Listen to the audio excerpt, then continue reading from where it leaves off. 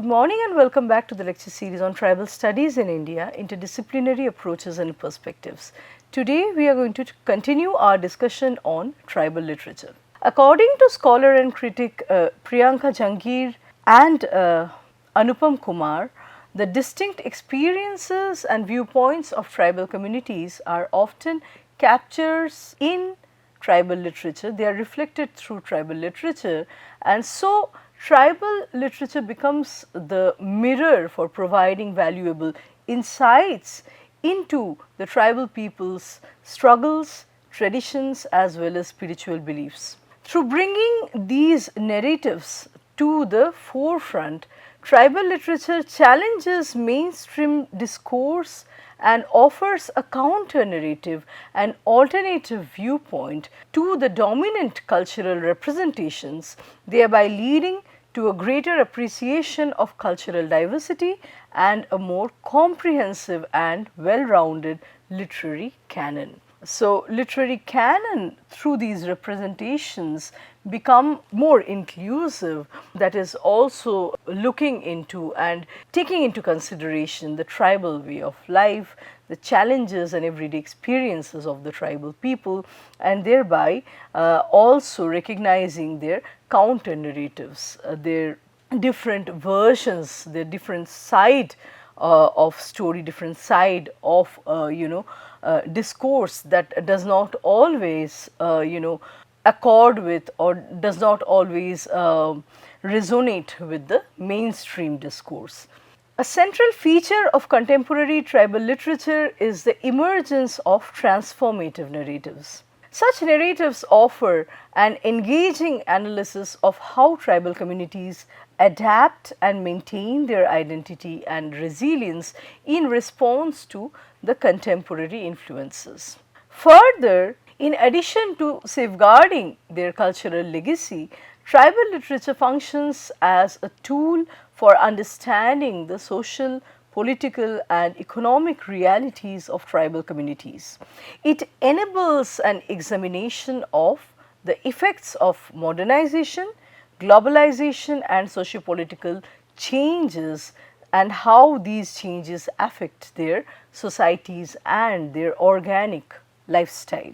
So, talking about literature on and by the tribals, we cannot not mention Mamang Dai. Mamang Dai, who is one of the foremost and one of the most acclaimed Indian poets.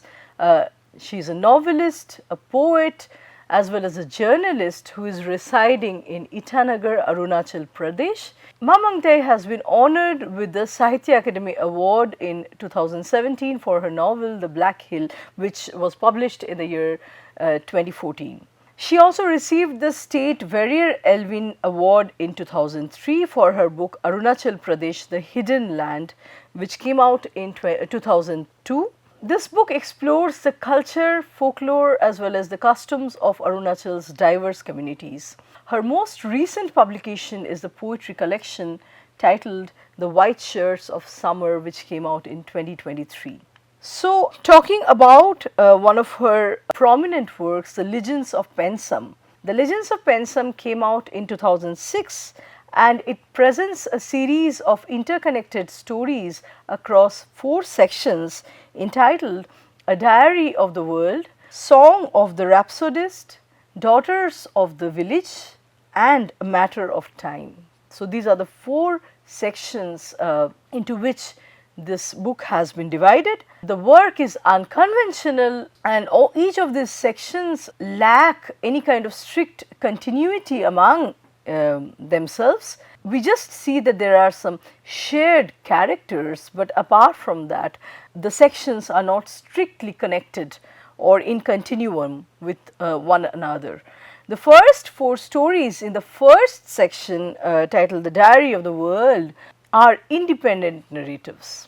They are all independent narratives, they are logically incoherent, they seem unreal in terms of the real world standards as readers that we have and that we bring towards reading these unconventional alternative tribal works. So, in terms of our real world standards, these works seem logically incoherent, unreal, and deliberately left open ended. So, such narratives resist any attempt at rational explanation.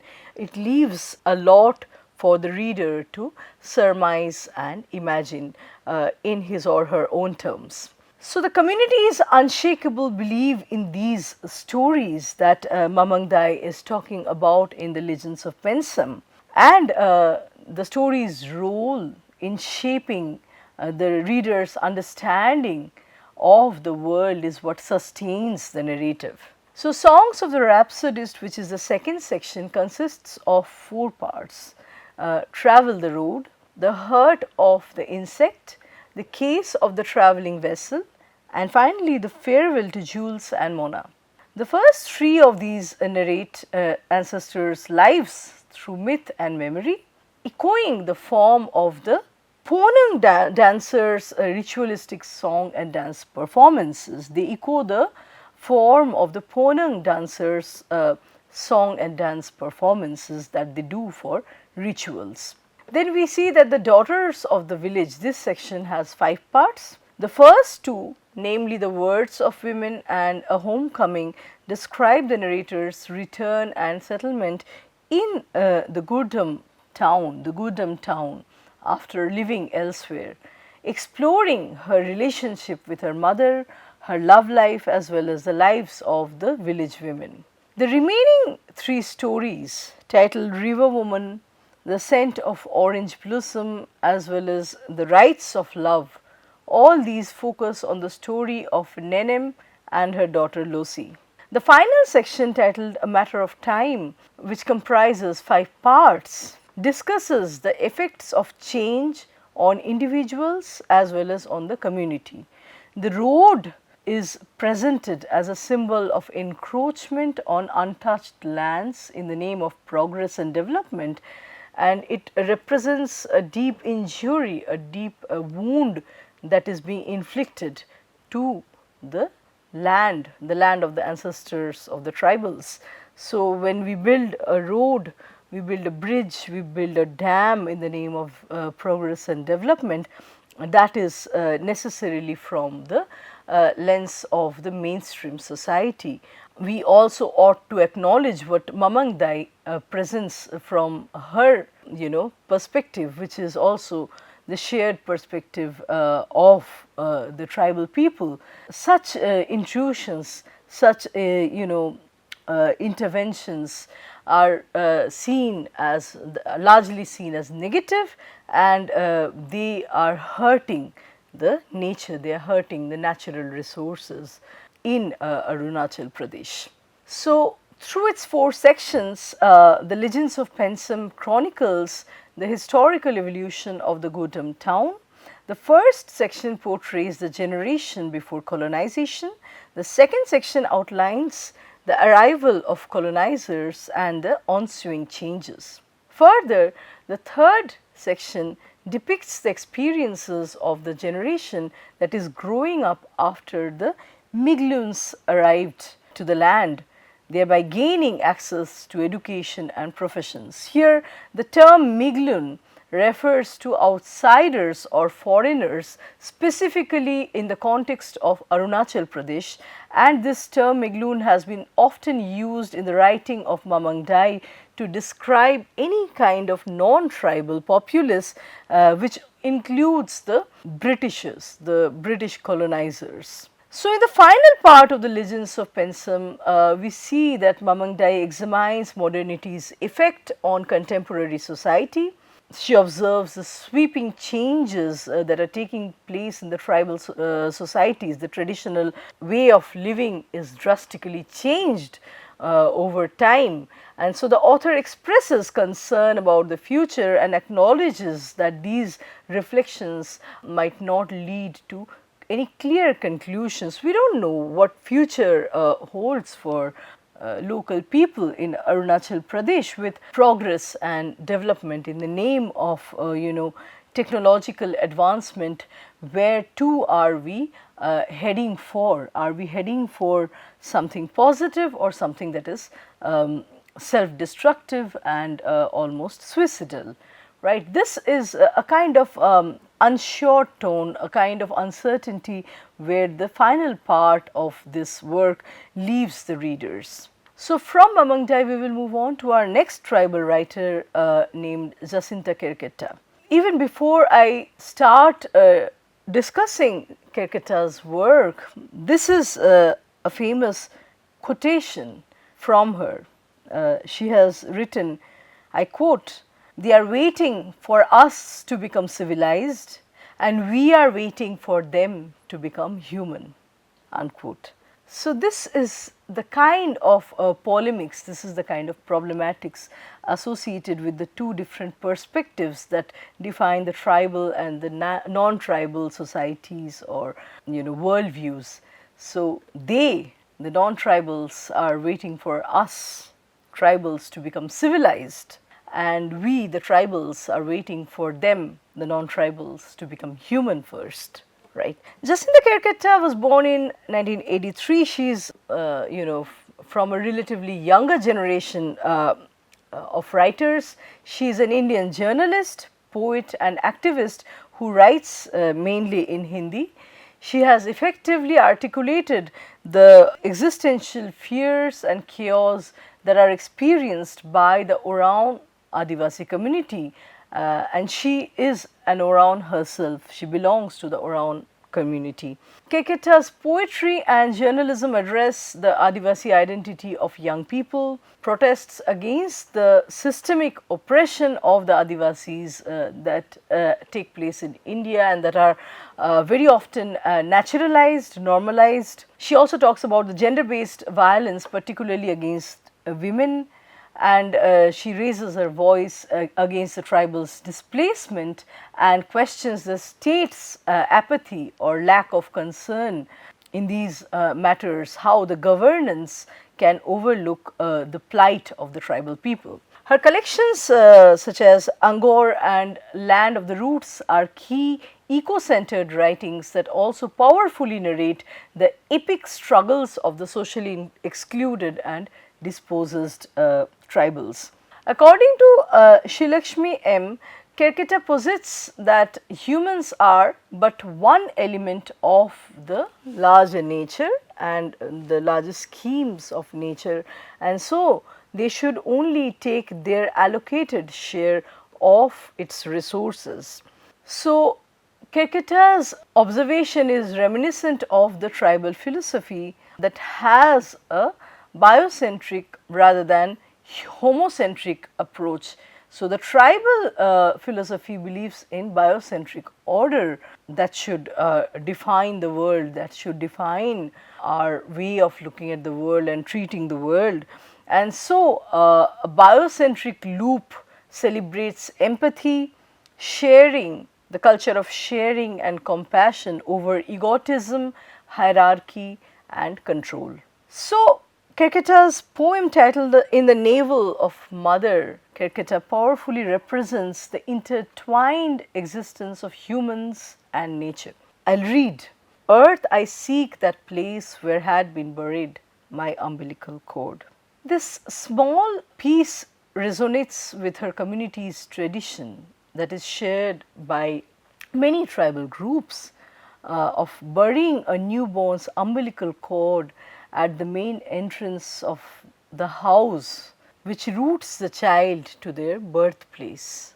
So, the tribal symbolic act of placing the cord within Mother Earth establishes a deep and lasting connection between the child and the place of birth, which serves as a metaphor for humanity's innate belonging and desire to return to the native land. It is disheartening to recognize that green spaces are becoming increasingly unfamiliar to future generations, especially the ones that are inhabiting the urban environments, as is reflected through Querqueta's poem titled The River, the Mountain and the Bazaar. I will read from the poem.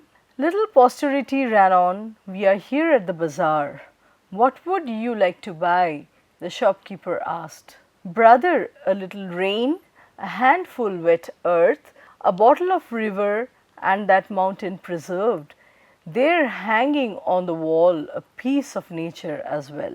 In the poem, the sarcasm is resounding, it's very strongly present, and we see that what we could not preserve, in reality, is hanging as a decorative piece on the wall. So the nature becomes a decorative piece. The river is, bottled up, and we can just get a handful of wet earth for sale, for money. So everything has been commodified, everything has been transformed and reduced in terms of its worth, in monetary terms, in terms of what the non-tribals, the urban people can pay for nature. So, can nature be bought? Can water and earth and mountains be bought? So, that is the kind of danger that the natural aspects, the different aspects of nature are facing, that they can be just sealed into a bottle and sold. They can be just kind of reduced and packed into a scenery and hung up on the wall, right? So, this desire to buy everything with money is the urban desire, it is the modern people's desire. They do not value the nature, and that is what the poem reflects, that is what the poem mourns and laments. So, Sri Lakshmi further writes that Kerketa's writing transcends the specific issue of Jharkhand's forests, thereby addressing the widespread destruction of similar rich heritage sites across the globe. From Kerketa, we will now move on to Hansa Sauvendra Shekhar, another prolific writer from a tribal community. So, Hansa Sauvendra Shekhar is born in 1983. He is an Indian author of Santali origin who achieved prominence with his debut novel, The Mysterious Ailment of Rupi Baski, which came out in 2014. And he reached thereafter a significant English speaking readership across the Indian subcontinent and beyond. Shekhar is presently a medical officer with the government of Jharkhand and also a pioneering Santhal writer, among the first to write original fictional works that are directly in English. In this sense, he is a trendsetter because most of the Santali literature is typically found in the community's regional languages. It is a good move to write in English by a tribal person, a person from one of the indigenous communities, because the experiences then reach out to a larger audience. We see younger generation authors like Shekhar, like Regina Marandi are writing directly in English. We also have Kerketa being translated widely. So, all these writings are reaching out to a larger audience, and there are more scholarly interventions into their works. So, Shekhar's works are arguably the first full-fledged literary works by a Santhal in English published by mainstream publishing houses such as Aleph and Speaking Tiger. His major works include the novel titled The Mysterious Ailment of Rupi Baski, which came out in 2014, the short story collection titled The Adivasi Will Not Dance, which came out in 2015, the children's novels titled Jwala Kumar and the Gift of the Fire Adventures in Champak Bagh, which came out in 2018, and the semi-autobiographical novel My Father's Garden, which came out in 2018 itself. Talking about the mysterious ailment of Rupi Baski, Shekhar's novel, we see that some of the topics that become the central discussion in the mysterious ailment are the occult practices, especially the topic of Daini Vidya or witchcraft. So, witchcraft is a central discussion in the mysterious ailment of Rupi Baski, and this practice has been normalized within the village that has been depicted in the novel, alongside the practice of exclusion of such women who practice witchcraft by the men. So, headman of the village named Somai Haram highlights this unspoken acceptance of the practice of witchcraft. He is quoted saying, Santhal men drink handi, Santhal women practice Daini Vidya, and no one speaks about it. It is as natural as the wind blowing through the trees in a Sarjam grove as water flowing in the Kadamdihi stream. Unquote. So, it is as normal for Santali women to practice witchcraft as it is for Santali men to drink the rice beer, right. It is part of their part and parcel of their everyday lives, and people do not talk about it. But in practice, if we look at the community, there is a patriarchal attitude. There has been patriarchal attitude, trying to dominate and suppress Daini Vidya or witchcraft, the knowledge of witchcraft. And some of the critics would go on to say that because women do not have a lot of role, or because there is a lot of censorship and women are kept away from the holy practices or the holy rituals of the tribals, such as invoking of God, the invocation of God, the sacrificial practices, and they are not allowed to touch those religious objects or the holy objects and places. They try to create their alternate forum or alternate conclave, a secretive conclave where women can gather. So, it can be seen as a feminist counter narrative that is trying to get even with the larger patriarchal operations within the tribal society that does not allow a woman to touch everything or participate in everything equally or become a priest in the same right as a man can become in a community. So, they have their own agential position through the practice of witchcraft, and there have always been these tendencies to have a witch doctor who is typically a male. We see this kind of a dialogue where the witch has a gendered connotation. The witch is usually a female, whereas the witch doctor is a male who tries to oppress the woman, often forcibly through physical coercion. So, that kind of gender dynamic has always been there, which is not seen so much naturally or so much even positively. Typically speaking, she is someone who is seen as the root cause of harm, and there needs to be the intervention of an ojha or a witch doctor to curb her power, to limit her power, right. So, coming back to the mysterious ailment of Rupi Baski, from being one of the strongest women in the village who delivered her first child squatting in a muddy paddy field, we see that this character of Rupi suddenly becomes, by and by, becomes a frail woman. From being a very strong woman, a very independent, strong woman, she transforms into a frail, weak woman, spending her days lying on a cot in her backyard, watching her life simply fall apart. Rupi's mysterious ailment is widely attributed to a character called Guru Bari.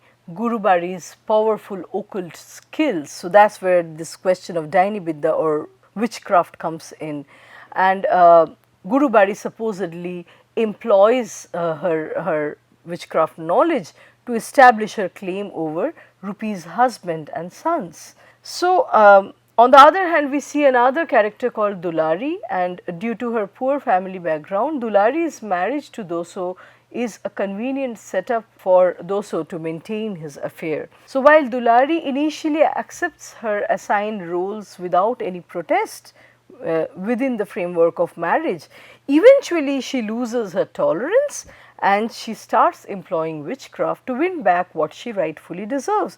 So, while witchcraft has had, traditionally speaking, a very negative connotation associated with it, from within the tribal society, or if we see it from or through the lens of the tribal woman, we would see its device to empower the tribal woman or give her what she is normally not sanctioned by the society. So, it is a way of getting equal, getting even with some of the unfair, patriarchal norms that traditionally tend to suppress or oppress the women. It's a way of kind of asserting their rights and their choice, their charge in the society, in the community. So, women are depicted in this novel as both instigating as well as suffering from witchcraft, often driven by issues concerning men or children. The villagers' strong belief in natural justice prevents them from harming the known witches, thereby fearing their own downfall. The narrative probes the extent of a woman's actions to achieve her goals rather than the reality of witchcraft itself. The contrasting fates of the fading Rupi Baski and the thriving parasitic Gurubari are apparent to this community. Unlike Dulari's decisive handling of her husband's affair, we see that Rupi takes no measures to regain her husband's affection that she has lost. Next, we move on to Shekhar's other collection called The Adivasi Will Not Dance, a rather very prominent intervention, a work that is equally famous, highly discussed and to some extent also controversial. It is a collection of short stories which delves into the daily lives of Santals within the wider struggle of subalterns against the Brahminical dominance as well as the bureaucratic exploitation that is disguised as development. According to Sunanda Roy, the first story in this collection, titled They Eat Meat, foregrounds the Santali struggle for survival in societies where they are seen as supposedly polluted people, such as illustrated by the Soren families' forced abandonment of their food habits and denial of their Santal identity when they have to live with dignity alongside the caste Hindu dominated people in the city of Ahmedabad. So, the jeopardy of a Santhal family, Soren family, when they move to Ahmedabad for work and the larger community is practicing vegetarian diet and they are tabooed, they are identified as people who eat meat. So, they have to abandon their natural food habits and deny their traditional practices, in fact their Santhal identity, in order to be able to live, coexist with the larger Gujarati community in Ahmedabad. Next, in this same collection Adivasi Will Not Dance, we have the story titled November is the Month of Migration. It is a story of the seasonal migration of a tribal family from their village in Santhal Pargana to Namal, which is in Bardhaman district in West Bengal, in order to plant rice and other crops in the fields that are owned by the zamindars. This story revolves around a 20-year-old girl called Talamai Kisku, who is traveling with her family members and other people from her village. Like her parents, Talamai lacks basic education which was promised by the missionaries in exchange of religious conversion. So, we see that she has come to work in Bardhaman as a migrant worker, and after the season of plantation she is going back to her native place, and she has been accosted while waiting for the train on the railway platform. She is signalled by a Jawan of the railway protection force to follow him around the corner. She is signalled to come around the corner. Upon reaching there, she is taken into the policeman's quarter, where he asks her to do some work, some favor, in exchange for 2 pieces of cold bread pakora and a 50 rupee note. So, she is sexually exploited by this Jawan. The story underlies the exploitations of the migrant women from tribal groups who are subjected to sexual harassment or exploitation due to their poor economic conditions. So, we see that there are multiple layers of exploitation of these poor migrants.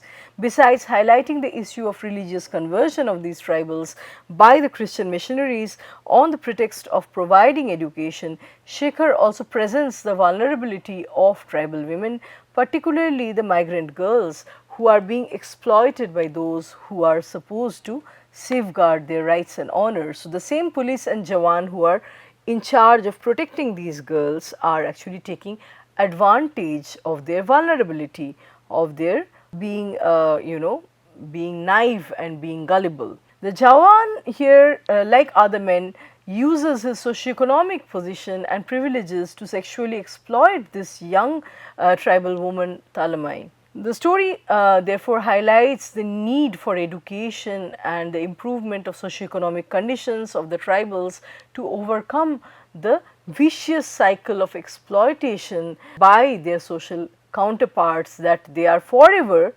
trapped in. So, according to Sunanda Roy, a socio-cultural and political analysis of the urban mainstream and elite perceptions of Santals reveals why this protagonist in this particular story, Talamai, who is a representative Santal woman, is reduced to a sexual object. Why is it that women like her, young women like her, are often targets? She is considered as easily violable based on the stereotype that Santal women are morally loose and readily available for sexual consumption. So, this story generated controversy with accusations that Shekhar has portrayed the Santal women negatively despite his seemingly empathetic depiction of their exploitation. Shekhar's narrative forces us to question and ponder whether Talamai consents to the soldiers' advances, suggesting instead a desperate choice between sexual violation and starvation. So, does she even have a choice is what we need to think, what we need to deliberate. Talamai's choice, so called choice, if she at all has any, underscores a lack of genuine agency or charge, as exploitative systems leave such marginalized communities with very few options beyond mere survival. To conclude, therefore, contemporary tribal literature in India powerfully voices the unique experiences, struggles and cultural heritage of tribal communities, thereby challenging the mainstream narratives and offering critical counter perspectives on issues such as displacement, exploitation and identity. Writers like Mahashweta Devi, Gopinath Mohanty, Mamang Dai, Jacinta Kerketta and Hansa Sovendra Shekhar as well as Regina Marandi, through their diverse narratives and styles, bring forth the evolving realities of tribal life in the face of modernization and societal prejudices. And these works therefore enrich the Indian literary landscape with previously marginalized voices and foster a deeper understanding of cultural diversity and social justice. So, with this we come to the end of our lecture today. Let us meet with another round of discussions and a new topic in our next lecture. Thank you.